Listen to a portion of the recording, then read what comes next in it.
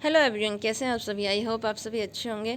आज की वीडियो में आपको renewable as source of energy के बारे में बताने वाले। कंपटीशन एग्जाम्स में क्या होता है कि इनसे रिलेटेड टेक्निकल टर्म पूछी जाती है। बेसिकली ये इट में भी ये डेफिनेशन हो सकती है या किसी पार्ट का नाम हो सकता है या फिर एंगल का नाम पूछा जाता है।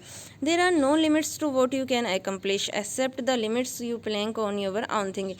सच कहूँ तो ह्यूमन माइंड के पास इतनी पावर है कि वो इनफाइनाइट चीज़ों को अचीव कर सकता है। आपकी लाइफ में कोई भी बैरियर्स नहीं होते, बट हम क्या करते हैं अपनी ओवर थिंकिंग की वजह से अपने खुद की लिमिट तो तय कर देते हैं। अपने खुद का कंफर्ट जोन नहीं रहता, हमें उससे बाहर निकलना ही नहीं होता। फिर हम सोचते हैं कि यार ये वाला गोल तो हमसे अचीव हो ही नहीं सकता, हमारे पास इतनी कैपेसिटी नहीं है या कैपेबिलिटी नहीं है। तो सच कहूँ तो आपको वो कैपेसिटी अर्न करनी पड़ती है, आपको वो चीज़ गेन करनी पड़ती है, तभी तो आप उस गोल के अचीव कर पाओगे, उसके नियरेस्ट पहुंच पाओगे। ठीक है, तो वही वाली चीज़ हो गई कि मन के हारे हारे और मन के जीते जीत। तो अब अगर आपने एक बार अपना माइंडसेट क्रिएट कर लिया कि नहीं मेरा तो गोल यही है, मुझे इसकी इधर उधर डिस्ट्रैक्ट ही नहीं होना, तो आपको अचीव करने से कोई नहीं रोक सकता। स्टार्ट करते हैं ये वाला वीडियो। सबसे पहली चीज़ है रिन्यूएबल एनर्जी सोर्सेस होते क्या हैं। हम सभी जानते हैं कि जो एनर्जी है वो हमें नेचर से मिलती है, कंटिन्यूस, ये इंटरमिटेंट होती है। अब मैंने इंटरमिटेंट क्यों कहा है, देखो अगर आप कोल या फॉसिल फ्यूल का यूज़ करते हो या फिर आप एलपीजी गैस वगैरह का यूज़ करते हो, तो आप ये चीज़ बता सकते हो कि अप्रोक्सीमेट इतना एनर्जी फ्लेक्स कॉन्स्टेंटली मुझे मिलेगा। लेकिन जब मैं रिन्यूएबल एनर्जी सोर्सेज का यूज़ करती हूँ तो मैं ये अप्रोक्स वाली चीज़, मतलब ये मैं कह ही नहीं सकती कि मुझे इतना एनर्जी फ्लेक्स कांस्टेंट मिलेगा। ये कांस्टेंट नहीं होती, ये इंटरमीडिएट होती हैं। सेकंड चीज़ होती है ये रिप्लेनिशेबल होती है, मतलब आप इसकी भरपाई कर सकते हो। अगर मैंने इसे इतना यूज़ कर लिया तो ये वाली चीज़ नहीं होगी कि यार ये तो ख़त्म हो जाएगी या ये एक दिन ख़त्म ही होने वाली है, नहीं। अब इसके क्या क्या सोर्सेस होते हैं, सोलर मतलब सन, विंड, हाइड्रो, बायोमास, जियोथर्मल। आपके पास एक क्वेश्चन माइंड में आया होगा कि क्या रिन्यूएबल एनर्जी सोर्सेज सभी इको फ्रेंडली होते हैं। ये लास्ट ईयर पूछा गया था ये क्वेश्चन। नहीं, renewable energy sources eco friendly सभी नहीं होते हैं। जो पावर जनरेशन से रिलेटेड एनर्जी होती है जैसे हाइड्रो पावर वगैरह, वो एनवायरनमेंट पे नेगेटिव इम्पैक्ट डालती है, तो आप उसे इको फ्रेंडली नहीं कह सकते हो। नेक्स्ट हम आते हैं अपने सबसे हाईएस्ट एनर्जी सोर्स पे, सन पे। सन के बारे में तो मैं आप सभी जानते हैं कि फोटोसिंथेसिस करता है, हमारी पूरी अर्थ पे एनर्जी डिस्ट्रीब्यूट करता है। बट सोलर एनर्जी का हम टेक्निकल टर्म में कहाँ यूज़ करते हैं, तो पावर जनरेशन के लिए इसका यूज़ किया जाता है। अब जो सन से एनर्जी आती है हमारे अर्थ पे, वो दो पार्ट में डिवाइड कर सकते हैं। पहली चीज़ एटमॉस्फेयर विद क्लाउड्स एंड दूसरी है एटमॉस्फेयर विद क्लाउडलेस। अब मैंने ये वाली चीज़ क्यों की है, जो साइंटिस्ट है उन्होंने एक्सपेरिमेंट के थ्रू ये डिस्कवर किया है कि जो एनर्जी फ्लक्स होता है विदाउट एटमॉस्फेयर, ये एकदम कांस्टेंट होता है जो हमें सन से मिलती हैं। अब सन के सरफेस पे जो मैक्सिमम टेम्परेचर रहता है वो 5880 केल्विन रहता है, ठीक है। और जो सन के से जो हमें एनर्जी मिलती है वो रेडिएशन के थ्रू मिलती है। आप सभी जानते हो कि रेडिएशन हीट ट्रांसफ़र का वो मीडियम है जहाँ पे हमें किसी मीडियम की ज़रूरत नहीं पड़ती। वहाँ पे इलेक्ट्रोफोटॉन्स की वजह से हमें क्या करता है, एनर्जी डिस्ट्रीब्यूट होती है। अब यहाँ पे ये कहा गया कि सोलर कांस्टेंट क्या है, तो जो साइंटिस्ट थे उन्होंने इस एनर्जी फ्लक्स की कांस्टेंट वैल्यू को डिटरमाइन किया और उसकी वैल्यू है ISC 1367 वोट पर मीटर स्क्वायर। क्वेश्चन इस पर भी पूछा सकता है कि सोलर कांस्टेंट की वैल्यू क्या है और इसकी डेफिनेशन क्या होती है। It is the rate at which energy is received from the sun on a unit area perpendicular to the rays of the sun. अब सन से जो रेडिएशन मिलती है उसे हम चार पार्ट में डिवाइड कर सकते हैं। पहली क्या होती है, डायरेक्ट रेडिएशन, मतलब जहाँ पे कोई क्लाउड विलाउड नहीं है, सन से डायरेक्ट आपकी जो रेडिएशन आ रही है अर्थ पे, उसे हम बोलते हैं डायरेक्ट या बीम रेडिएशन। सेकंड जो रेडिएशन होती है डिफ्यूजन रेडिएशन, जब वो सन के जो रेज है वो क्लाउड से टकराती है या फिर यहाँ पे जो एटमॉस्फेयर में जो गैसेस वगैरह है उससे टकराती है, तो वो स्केटरिंग करती है। उसके बाद जो हमें रेडिएशन मिलती है हम उसे बोलते हैं डिफ्यूजन रेडिएशन। नेक्स्ट वन होता है global radiation. Global radiation in दोनों का सम होता है बीम एंड डिफ्यूजन रेडिएशन का।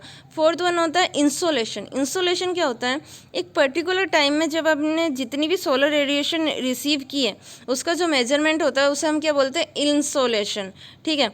देन नेक्स्ट वन होता है कि हमारे पास जो जितनी भी सन रेडिएशन है हम उसको जो पूरे दिन में 24 घंटे में जितना रिकॉर्ड कर सकते हैं उसे हम बोलते हैं सनशाइन रिकॉर्डर।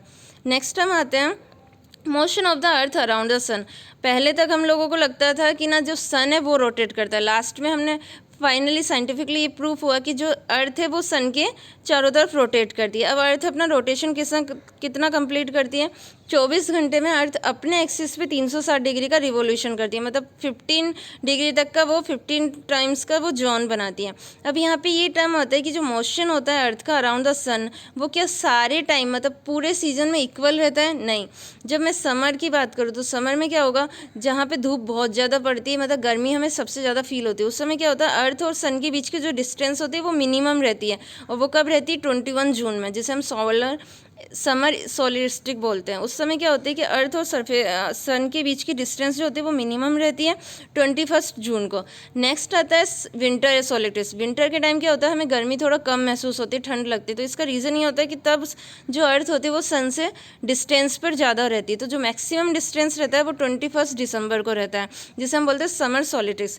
अब नेक्स्ट में 2 बार ऐसा टाइम आता है, जैसे 21 सितंबर और 21 मार्च। उस समय क्या होता है कि रात और दिन दोनों बराबर हो जाते हैं। अब आते हैं हम लोग definition of angles for solar beam. मैंने आपको पहले भी बताया था कि टेक्निकल पेपर में क्या होता है, एंगल की डेफिनेशन पूछी जाती है। फर्स्ट आता है सोलर जेनिथ एंगल। ये क्या होता है, angle between solar beam and normal to horizontal plane. Second है एयर मास। एयर मास क्या होता है, it is the measure of path length of radiation through the atmosphere. इसकी वैल्यू होती है 1/cos जेनिथ एंगल। नेक्स्ट है solar altitude. ये complementary angle होता है जेनिथ एंगल का, angle made by solar beam with the horizontal, जिसकी वैल्यू होती है 90 degree minus theta Z. Next है सोलर एजिमुथ एंगल। ये क्या होता है, this is the angle between projection of solar beam on horizontal plane and the longitudinal meridian. Next है हावर एंगल। लास्ट ईयर इसके ऊपर क्वेश्चन पूछा गया था, what is hour angle. Hour angle for any particular position P is the angle through which the earth has rotated since solar noon. Solar noon में earth ने जितना rotate किया इस पोजीशन P पर, उसके एंगल को हम बोलते हैं हावर एंगल। और इसकी वैल्यू कैसे कैलकुलेट करते हैं, omega equal to 15 multiply with T solar minus 12 hour. अब यहाँ पे टी सोलर क्या है, लोकल सोलर टाइम को हम बोलते हैं T solar. Unit of solar radiation. जब हमने इतना सब कुछ पढ़ लिया तो इसकी यूनिट कैसे मेजर करेंगे सोलर रेडिएशन की, तो वो होती है यूनिट 1 लैंगले, जिसे हम बोलते हैं 1 कैलोरी पर सेंटीमीटर स्क्वायर। नेक्स्ट आता है instrument used for measuring solar radiation and sunshine. अब कुछ इंस्ट्रूमेंट होते हैं जिनसे हम इस सन रेडिएशन को मेजर करते हैं। पहला आता है पायरेनोमीटर। ये क्या करता है, ग्लोबल सोलर रेडिएशन को मेजर करता है। इसके ऊपर एक डिटेक्टर लगा होता है, वो डिटेक्टर या सेंसर क्या करता है, वो ग्लास डोम के थ्रू प्रोटेक्टेड होता है, वो सेंस करता है सन की रेडिएशन को। नेक्स्ट होता है जो इस इंस्ट्रूमेंट में हम एक रेडिएशन शील्ड भी लगाते हैं, वो क्या करता है, डायरेक्ट सनलाइट से इसे प्रोटेक्ट करता है। नेक्स्ट इंस्ट्रूमेंट है पायरिलोमीटर। वो क्या करता है, डायरेक्ट या बीम रेडिएशन को मेजर करता है। Campbell stock sunshine recorder. ये क्या करता है, नंबर ऑफ इंसोलेशन आवर को मेजर करता है। इंसोलेशन क्या होता है, solar radiation at specific period. Next है अल्बिडोमीटर। ये क्या करता है, ग्लोबल और रिफ्लेक्टेड रेडिएशन दोनों को मेजर करता है। अब आते हैं इसके application of solar thermal energy. ये तो आप सभी को पता होगा। हम लोग क्या करते हैं कि ना, कुछ टाइम के लिए बकेट, जो पानी से भरा हुआ बकेट होता है, उसे सन रेडिएशन पे छोड़ देते हैं, तो वो क्या करते हैं, पानी अपने आप हीटअप हो जाता है। इस चीज़ को बोलते हैं वाटर हीटिंग। नेक्स्ट है स्पेस हीटिंग। जो हिली एरियाज़ में यहाँ पे जहाँ पे ज़्यादा ठंड पड़ती है, वहाँ पे लोग क्या करते हैं, स्पेस हीटिंग का यूज़ करते हैं। सन रेडिएशन को अपने होम के अंदर क्या करते हैं, वो स्टोर करते हैं, ताकि जो होम के अंदर का इनर का जो टेम्परेचर हो वो आउटर के कंपैरिजन में ज़्यादा रहे। नेक्स्ट है space cooling and refrigeration. Power generation तो आप सभी जानते हो, सोलर एनर्जी का यूज़ करके हम वाटर को हीटअप करते हैं और फिर उसी का यूज़ करके तो वह हम पावर जनरेट करते हैं।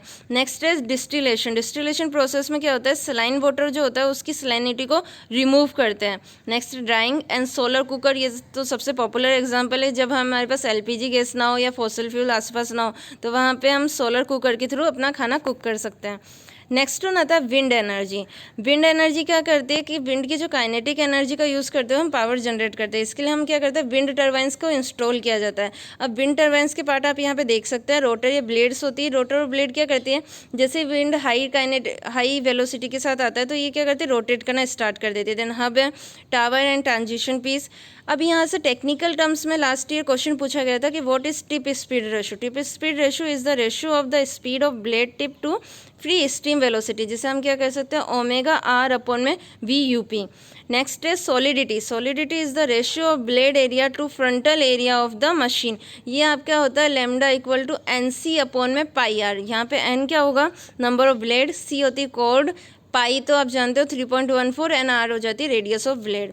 नेक्स्ट है टाइडल एनर्जी। टाइडल एनर्जी क्या होती है कि हम जानते हैं कि पूरे दिन में 2 बार टाइड्स राइज होती है। कैसा होता है कि ना जो अर्थ और सन के बीच में और मून और अर्थ के बीच में ग्रेविटेशनल फोर्स लगता है, उसकी वजह से क्या होता है, ओशन में टाइड्स राइज एंड फॉल होती है। अब इनकी राइज एंड फॉल होने की वजह से जब पावर जनरेट की जाती है तो हम उसे बोलते हैं टाइडल एनर्जी। टाइडल रेंज क्या होती है, it is the difference between water level of consecutive high and low tides. Next है स्प्रिंग टाइड्स। स्प्रिंग टाइड क्या होती है, मैक्सिमम टाइड होती है जब आपका सन, अर्थ और मून तीनों अलाइंड होते हैं कंजुगेशन पे, तो उस समय जो हमें टाइड की मिलती है वो रेंज जो होती है वो मैक्सिमम होती है, जिसे हम बोलते हैं स्प्रिंग टाइड। नीप टाइड क्या होती है, जब सन एंड अर्थ एंड मून और अर्थ की जो डायरेक्शन होती है परपेंडिकुलर होती है, तो उस समय जो रेंज मिलती है हमें वो एकदम लीस्ट होती है, जिसे हम क्या बोलते हैं, नीप टाइड्स। अब आते हैं इनके क्वेश्चन सेशन पे कि क्वेश्चन कैसे पूछे जाते हैं। फर्स्ट क्वेश्चन है रिन्यूएबल एनर्जी रिसोर्सेज सप्लाई। आपके पास ऑप्शन है, option A continuously energy, option B intermediate energy, option C replenishable energy and option D non replenishable energy. Correct option हो जाएगा option number second, B and second, intermediate energy and replenishable energy. Next question है which one of the following renewable energy resources have maximum available energy flux. आपके पास option है, option है solar radiation, option B wind power, option C geothermal and option D tidal energy. Correct option हो जाएगा option number A solar radiation.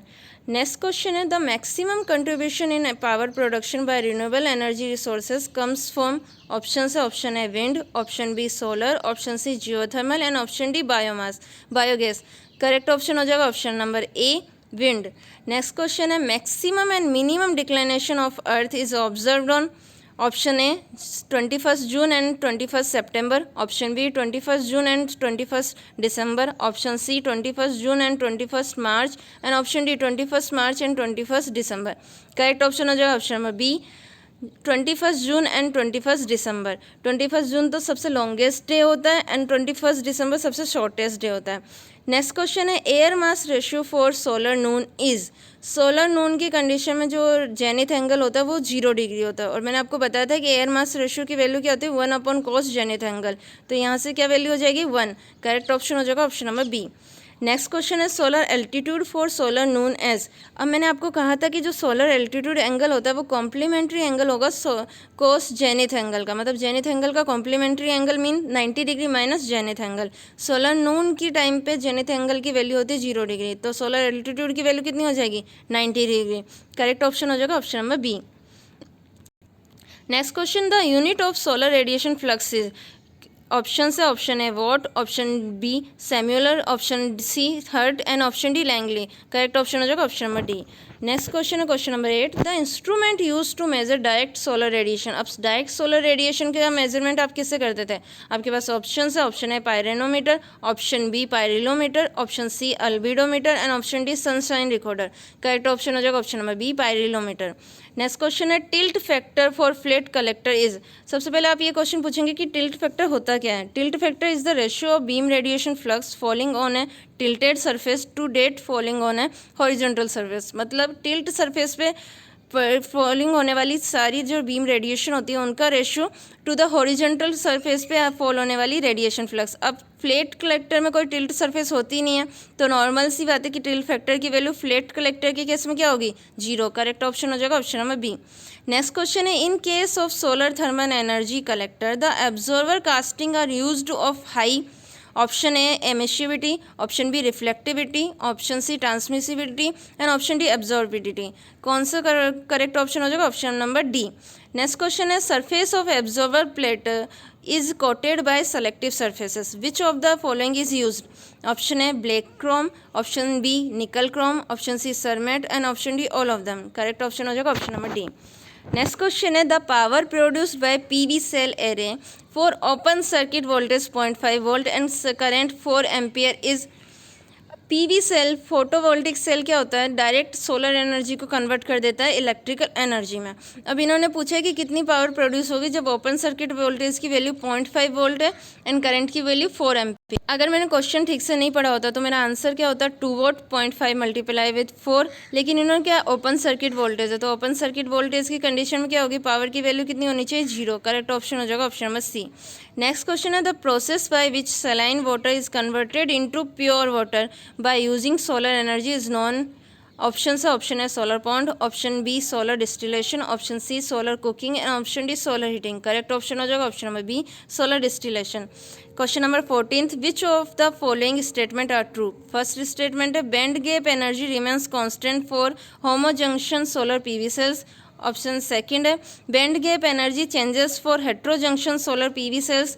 Third है a constant power is produced by heterojunction solar PV cells and fourth है a varying power is produced by homogeneous solar PV cells. Correct option हो जाएगा option number C first, second and third. Question number 15, the statistical distribution describing wind data with most accuracy is. Option है option A normal distribution, option B student T distribution, option C Poisson distribution and option D Weibull distribution. Correct option हो जाएगा option number D. Next question है question number 16, gaseous fuel obtained as a result of biomass gasification is. Option है option A natural gas, option B producer gas, option C methane and option D all of this. Correct option हो जाएगा option number B producer gas, carbon monoxide and nitrogen. Next question है the maximum power recoverable from the available wind power P is. Option है option first 0.59 P, option second 0.49 P, option third 0.39 P and option fourth 0.29 P. Correct option हो जाएगा option number first maximum power जो होगी 0.59 P. The next question है the main reason of generation of tidal is. Correct option हो जाएगा option number C gravitational force between sun and earth as well as moon and earth. Next question है the tidal range is maximum for. Option से option A spring tide, option B neap tides, option C half of spring plus neap tides and option D none of the above. Correct option हो जाएगा option number A spring tide, और अगर least पूछता तो वो क्या होता है neap tides. The next and last question है 20th the variation of tidal curve with time is approximate by dash curve. कौन सा कर्व बनना चाहिए वेरिएशन ऑफ टाइडल कर्व में। ऑप्शन से option A sinusoidal, option B elliptical, option C cubical and option D none of the above. Correct option हो जाएगा option number A sinusoidal. Thank you guys, always remember nothing is impossible, the word itself says I am possible. तो next video में हम इसके आगे continue करेंगे।